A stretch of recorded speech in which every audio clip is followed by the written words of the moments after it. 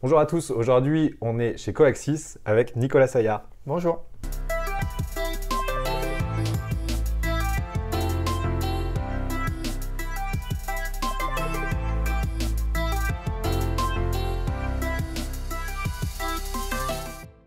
Bonjour Nicolas, merci de nous accueillir.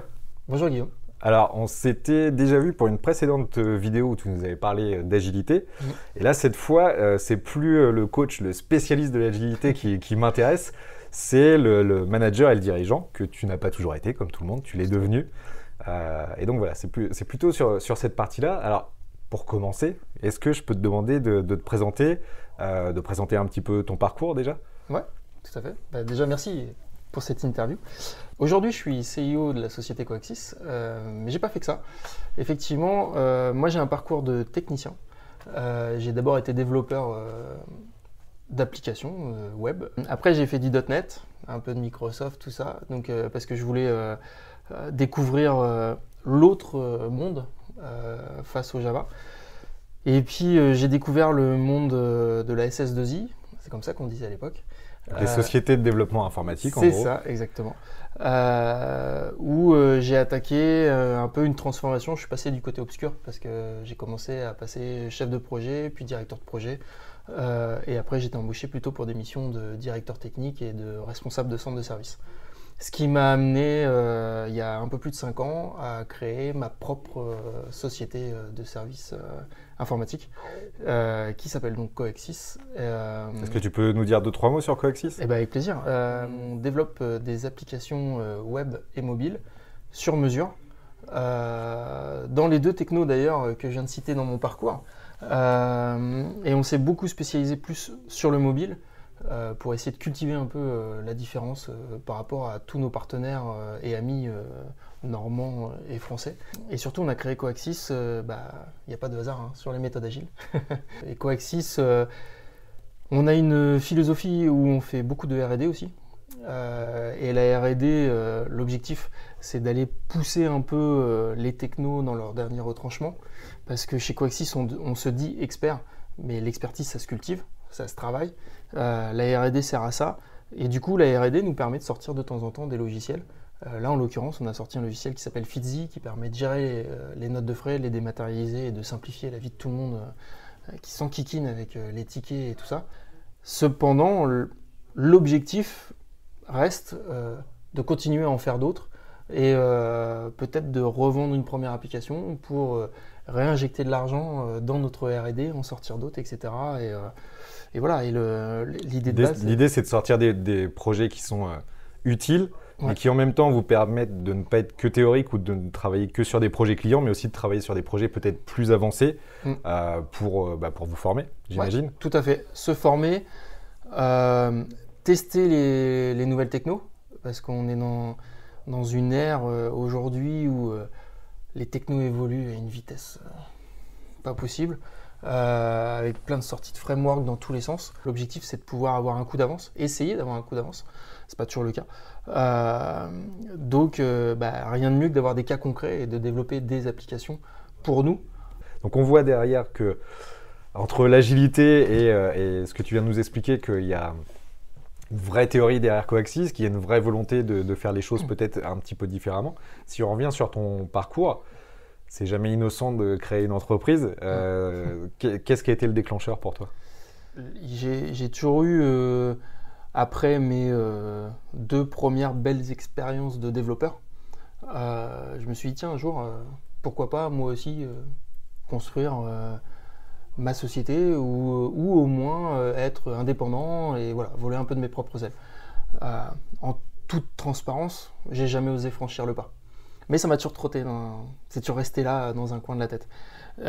Du coup, le déclencheur, ça a été le départ de ma dernière société en date, où voilà, l'histoire fait qu'on s'est séparés et que j'avais un choix à faire, trouver une nouvelle société ou me lancer. C'était le meilleur moment pour se lancer. Je dis souvent aux gens qui me posent la question, d'ailleurs c'était peut-être une de tes prochaines questions, est-ce que c'est dur ou pas de se lancer, de créer sa société, etc. J'ai envie de dire, c'est pas si compliqué que ça. Ce qui est dur, c'est de franchir le pas.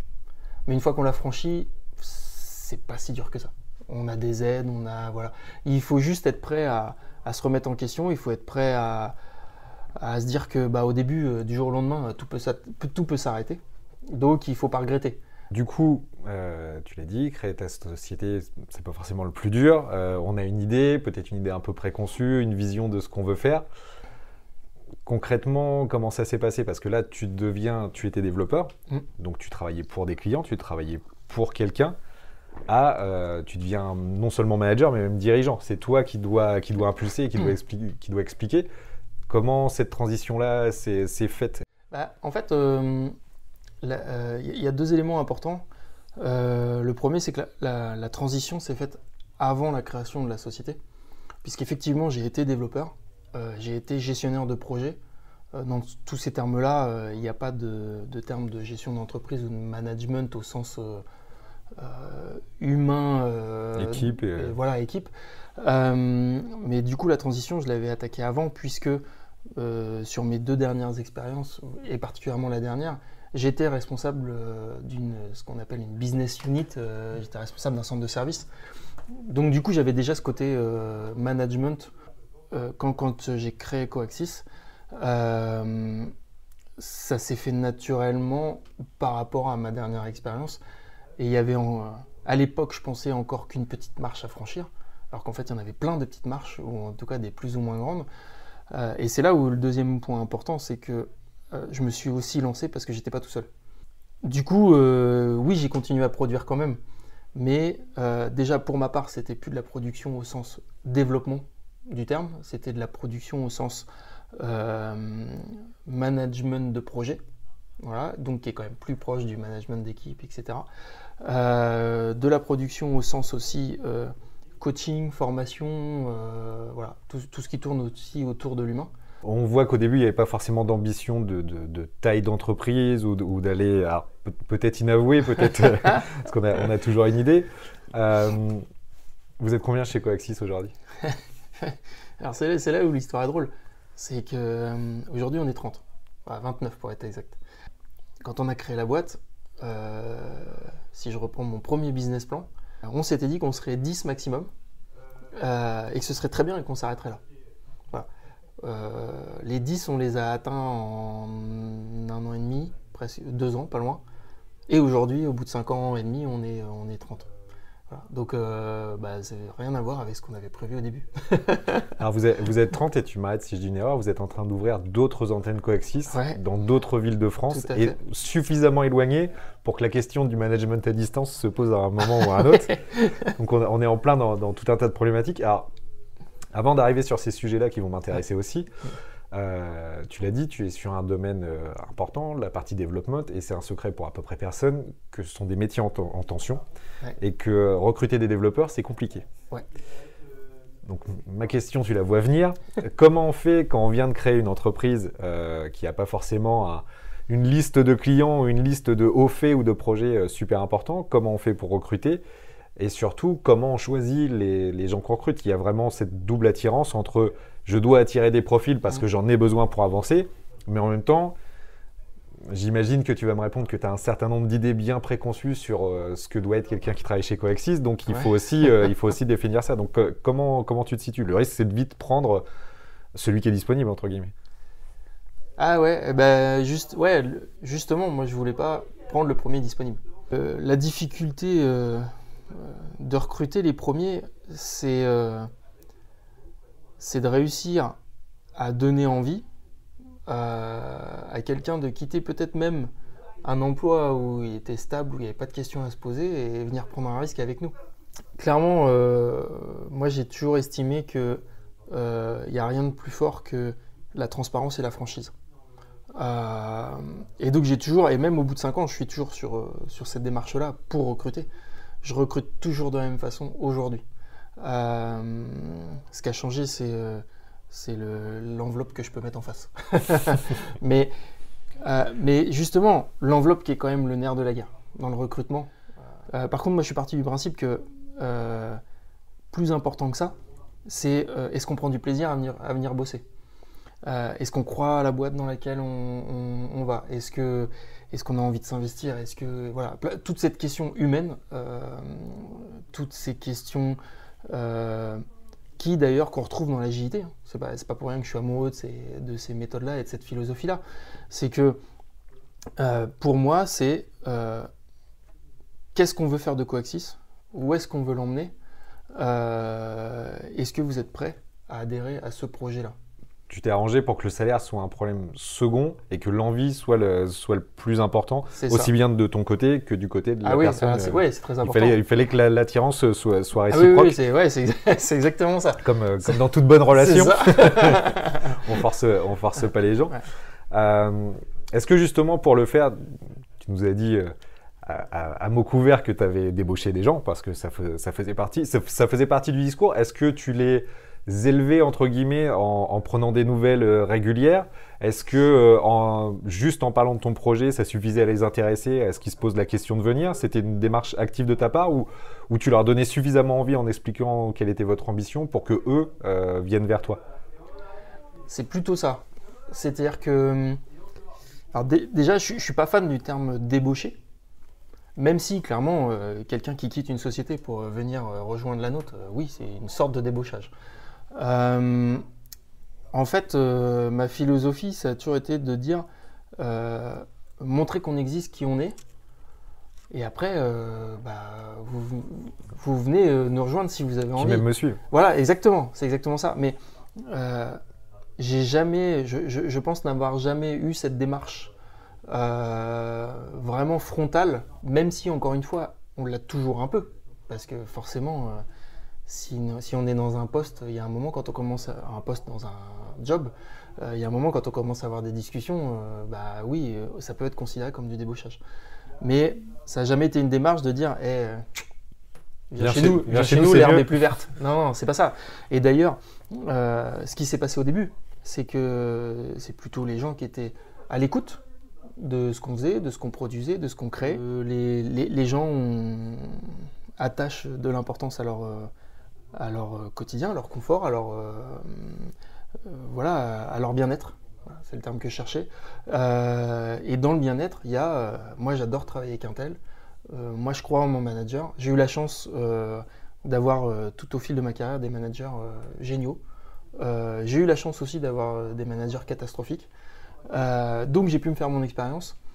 Et du coup, j'essaie de ne surtout pas reproduire ce que moi j'estimais être des erreurs managériales quand j'étais collaborateur.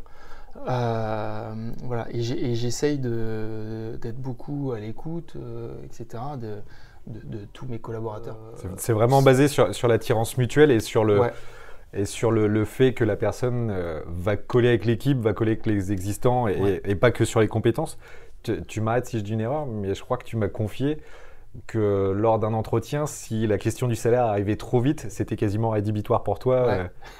Ouais, c'est ça.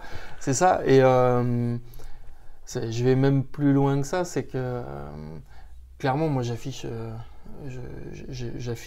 en toute transparence que je ne ferai pas de course au salaire. Et ça m'est déjà arrivé d'ailleurs lors de certains entretiens, des personnes qui sont venus me revoir en me disant bah ouais mais le voisin il m'a proposé tant de plus, et je leur dis allez voir le voisin. Et ces personnes-là après ah mais non mais je veux quand même venir chez vous. Ah bah non maintenant c'est mort. Il t'a montré une facette qui ça y est avait brisé. Mais alors attention, qu'on se trompe pas sur le discours. Je suis le premier à dire que le salaire c'est important. Mais le salaire c'est important pour atteindre le premier niveau de la pyramide du bien-être. Donc il est hors de question de travailler en dessous de ce qu'on estimera être un salaire insuffisant, parce que sinon c'est le meilleur moyen de venir tous les jours au travail en se posant plein de questions. Il faut que ce soit plus une question mais pas un moteur. Voilà, exactement, c'est exactement ça. Donc au début, on a beaucoup plus joué sur la corde sensible de l'amour, de l'attirance, de cette attirance, de dire bah ouais, voilà, on est au démarrage d'une aventure. Nous, on a envie de faire ça.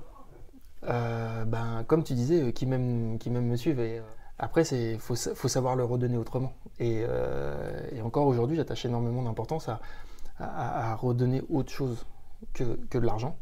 Un cadre de vie, tout ça, une écoute, une autonomie, enfin voilà, tout ce qu'on disait, la R&D, tout. La R&D, par exemple, c'est important pour les développeurs. Et encore une fois, j'ai eu cette chance de passer un peu par toutes les étapes. Et donc j'essaye de m'appuyer là-dessus. Il y a ça, et puis après, il y a l'honnêteté et la transparence de dire, voilà, si vous venez nous rejoindre, oui, nous, on a envie de faire ça. Nous, notre idée, notre motivation, c'est d'aller à cet endroit-là. Par contre, on n'a aucune idée du chemin pour le parcours, enfin pour monter là, pour monter au sommet de montagne. Et donc, il y aura des moments difficiles. T'as eu des erreurs de casting? Oui, j'en ai eu. Peu, j'en suis assez content. N'empêche qu'il y a 2-3 points incontournables sur lesquels on ne veut pas changer, on ne changera jamais. Et je le mets sur la table, on ne changera jamais. C'est notre façon d'embaucher les gens. Et la façon d'embaucher les gens, et les gens qu'on cherche. On cherche des talents, mais on cherche avant tout des talents qui ont un esprit d'équipe. Nous, on regarde d'abord le côté humain avant de regarder le côté technique. Du coup, c'est souvent moi qui fais les premiers entretiens. Ça, c'est aussi parce que les autres me font confiance. Et du coup, moi, j'essaye d'abord d'évaluer est-ce qu'on sera capable de travailler ensemble. Est-ce que tu adhères aux idées? Est-ce que voilà. Et puis, si ça match, derrière, on va voir la technique. Et souvent, si le premier match, même si la technique ne matche pas forcément à 100%, c'est banco quand même. Et c'est là où on peut faire des erreurs de casting. Et donc c'est déjà arrivé malheureusement une ou deux fois où on ne s'était pas compris. La partie humaine était suffisante et c'était... Alors, c'est même pas... Ouais, en fait, je dirais plus on ne s'était pas compris. Sur ce côté, justement, tiens, si tu viens chez nous, tu peux accéder à telle et telle chose, mais en contrepartie, on attendra tel et tel engagement. Et voilà. Et donc, quand on ne s'est pas compris, on en parle. Et puis, si on arrive à la finalité de se dire, oui, on ne s'est pas compris, on trouve une solution et puis on s'en sort comme ça, quoi. Donc, c'est déjà arrivé. Ouais. Mais jamais au point que ça contamine les équipes ou est-ce que quelquefois ça a pu arriver d'avoir quelqu'un avec qui, pour toi, ça se passait bien, mais finalement, c'est les équipes qui t'ont remonté qu'il y avait un problème avec... Oui, c'est, en l'occurrence, les cas où il y a eu des erreurs de casting, c'était ça en fait. Lors des entretiens avec moi, ça s'était super bien passé. Et c'est au fil de l'eau où les gens, après, ils sont dans leur bulle, dans leur quotidien.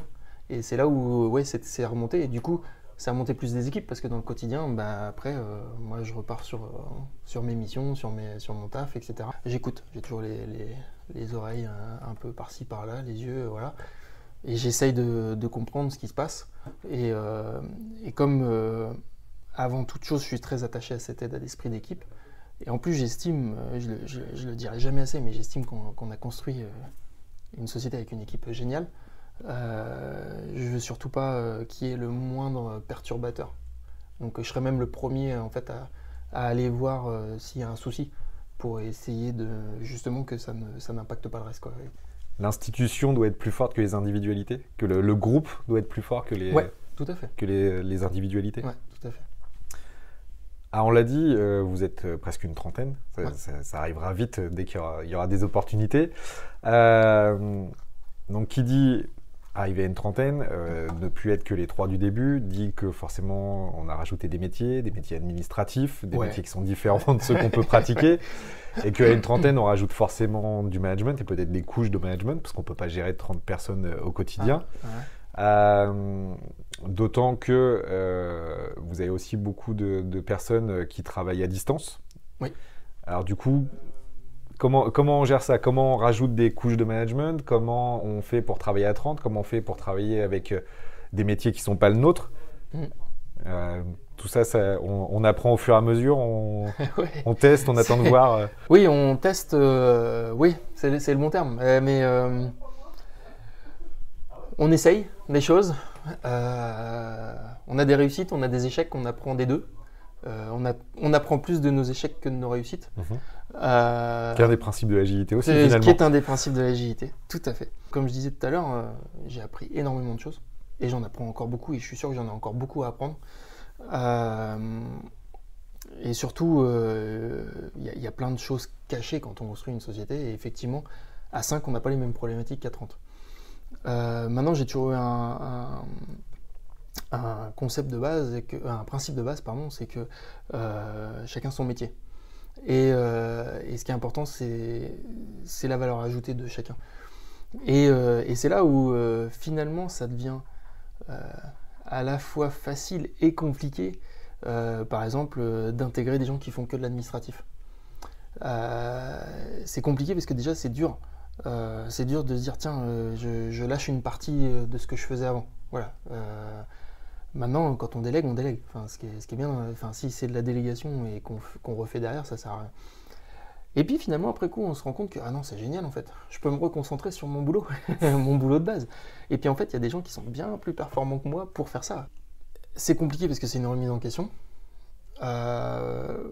C'est compliqué quand c'est son bébé et qu'en plus c'est sur des parties bien, comment dire, qui sont au cœur. Enfin, je veux dire, la compta et tout, c'est quand même des choses. Voilà, ça faut pas se tromper. Voilà, exactement.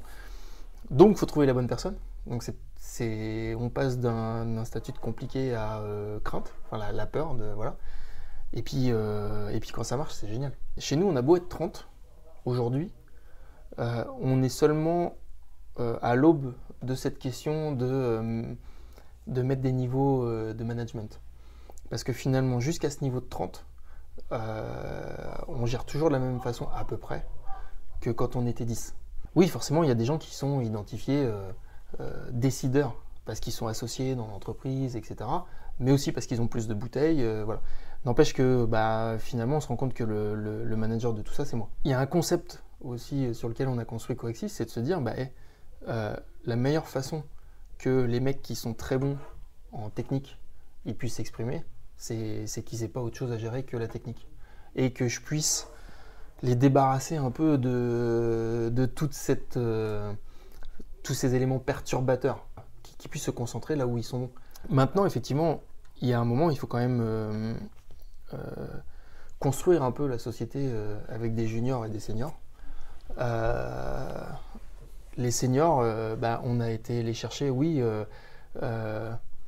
toujours sur le même concept déjà d'attirance mutuelle, mais aussi en regardant effectivement leur passé, leur potentiel, comment on les voit nous de l'extérieur, parce que finalement on est quand même dans un monde qui est assez petit.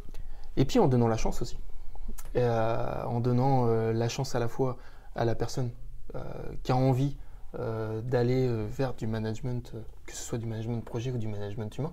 En tout cas, prendre un rôle de senior. Et puis aussi, il faut que l'équipe l'adopte et ait envie d'avancer avec lui. Est-ce que moi, j'attendrais chez un senior qui pourrait me guider et m'emmener plus loin? Donc du coup, qu'est-ce que je vais demander à mes seniors pour voilà. Mais aussi qui nous apporte quelle a été votre expérience ailleurs et viens faire partager, viens nous aider à construire. On l'a dit, il y a des gens qui travaillent à distance. Ouais. Vous êtes en train d'ouvrir sur Lyon, ouais. Possiblement après sur la côte atlantique. Donc, comment on fait pour gérer les projets à distance? Comment on fait pour gérer les gens à distance, les gens qui travaillent de chez eux, les gens qui travaillent d'une autre antenne? C'est quoi la solution trouvée chez Coexis? Elle n'est pas trouvée encore. Je ne sais pas encore. On est dans le mode exploratoire où on a quelques convictions, notre idée. Notre idée, c'est de se dire il y aura donc une équipe à Rouen. Il faut trouver un leader humain naturel qui va prendre mon relais, mais je serai toujours là.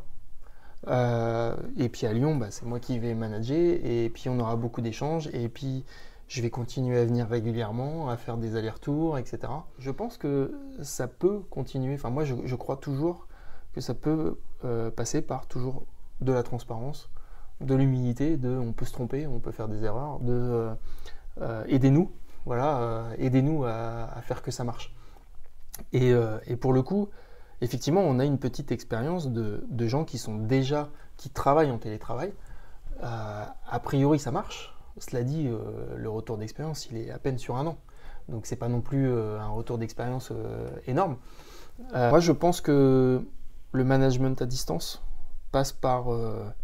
il faut se voir quand même régulièrement et il faut se connaître. et il faut se connaître au-delà du boulot. C'est-à-dire que voilà, faut échanger quand on se voit, faut pas parler que de boulot, quoi. Avoir un partage de valeurs, Exactement. avoir des convictions fortes, tu l'as dit, pour Ouais. pouvoir avancer ensemble, mais quand même continuer à se voir, ne pas avoir qu'une relation à distance. Ouais, c'est ça. D'ailleurs, dans les exemples de ceux qui travaillent à distance, parce qu'on n'en a pas 50 non plus, ça marche mieux quand la personne revient souvent. Donc, après, encore une fois, j'ai pas envie de l'imposer. Parce que, ben oui, quand la distance commence à être éloignée, bah, d'une part, il y a une question de coût, hein, de coût réel, de coût de prod, etc. Le temps qu'on passe sur la route, on ne le passe pas à travailler. Malgré tout, moi, je suis prêt à mettre tout le prix qu'on veut pour quand même réussir à voir les gens. Et je préfère que la personne perde une demi-journée et qu'on facture pas une demi-journée, mais au moins la voir et qu'elle vienne se rappeler à la bonne ambiance qu'on a chez nous. Et voilà. Et comme ça, j'espère que ces personnes-là, ça les regonfle quand ils repartent chez eux et qu'ils restent dans l'état d'esprit de se dire bon bah ouais, en fait je suis vachement bien chez Coexis et c'est pas parce que je suis à 2 heures de là ou plus que je vais partir en fait. Et on continue à avoir cette force collective finalement. Ouais, c'est ça, exactement. Merci beaucoup Nicolas. La dernière question, la question traditionnelle. En termes de management, si tu devais refaire quelque chose un peu différemment ou quelque chose que tu as appris en cours de route, qu'est-ce que ce serait ? Écoute, il y a 2-3 choses que je ferais bien différemment. Nous, on donne beaucoup d'autonomie. Moi, je suis quelqu'un qui laisse beaucoup de chance. Et en fait, peut-être qu'il y a des choix que je ferais un peu plus en mode patron. J'aime pas ce terme-là, mais des choix que je ferais un peu plus en mode patron, un peu plus tôt. Voilà. Pour pas laisser dériver des choses un peu trop loin, parce que à vouloir des fois tellement être humain, on peut mettre en péril l'ensemble de la structure, l'ensemble de la société. Heureusement, ça ne nous est pas arrivé jusque-là, mais voilà, peut-être des décisions un peu plus tôt dans le process m'éviterait quelques erreurs.